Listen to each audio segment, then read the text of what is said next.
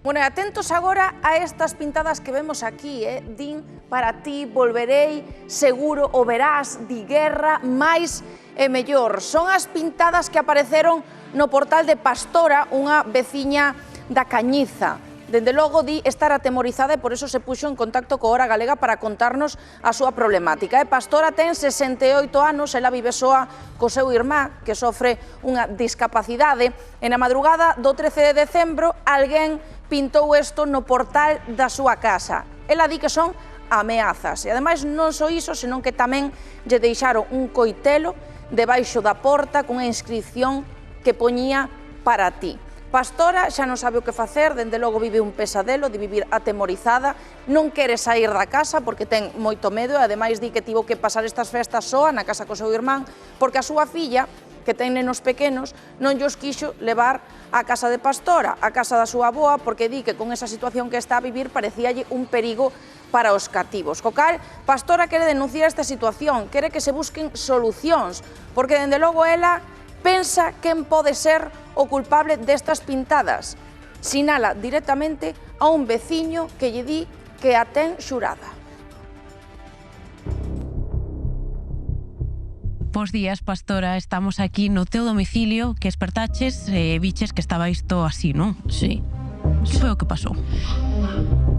Pois fai 15 días, sábado, que me levantei ás 10 da mañá, eu abrir a porta, estaba todo isto así, un cuchillo aquí por debaixo amenazándome, e isto que eu ni sequera sei ler moito, que non sei ler inglés.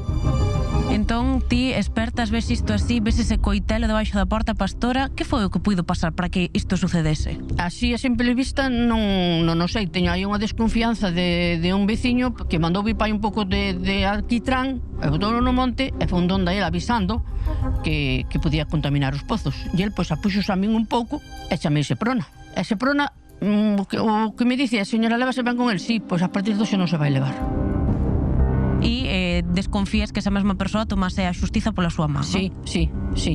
Levo custodiada 15 días pola Guardia Civil. Veñen a mañán, a mediodía e a noite. Teño un irmán con unha discapacidade moi grande, non entende isto, e chora, sobe a tensión, é moito problema. A Guardia Civil ven a 1 da mañán, que veñen moito, pero, como lle dixen eu a eles, vos non vindes aquí a nada, vindenme facer daño por culpa de Santiago. Ponse nervioso igual vendo a Garda Civil, non? Sí, hai algúns que conoce, pero se non chega aquí a Guardia Civil, e de noite non dorme, está pali a coche, colleu medo. Entonces temos aquí un follón que eu non sei como vou despejar isto. Pastora sospeita que estes actos poden ter lugar a raíz dun conflito veciñal. Un empresario da zona fixo un presunto vertido ilegal no monte e ela chamou a atención. Polo tanto, cree que puido tomar a xustiza pola súa propia man. Pastora, isto sucede hai un par de semanas. Desde entón, tes novidades de algún tipo? Puxeronse en contacto contigo de algunha maneira? No, nada. Aquí vais a Guardia Civil, pasa un vistazo, ao mellor está falando comigo un rato e vaise. A mí nadie me dixo nada. Aparecenche estas pintadas, aparecenche as rodas do coche picadas. Subiu a Guardia Civil e sacou unhas fotos, isto está unha denuncia posta. Comentei a Guardia Civil, tente unha alarma solo dentro da casa. E dixo eu, se me sona a alarma, baixan logo e dice, no, na Cañiza non hai patrulla. Se andan por cerca mandan ya logo, pero se non pode tardar 40 minutos. Eu aí collín máis medo aínda. Eu teño fillos e netos. Sí que viñeron os fillos cercanos aquí, pero marcharonse porque os nenos non poden ler isto, non o deben ler. Non foi un vandalismo porque solo foi a min. Isto foi unha amenaza. Isto para mí non é vida con este home así, e nadie me dá decisión ninguna.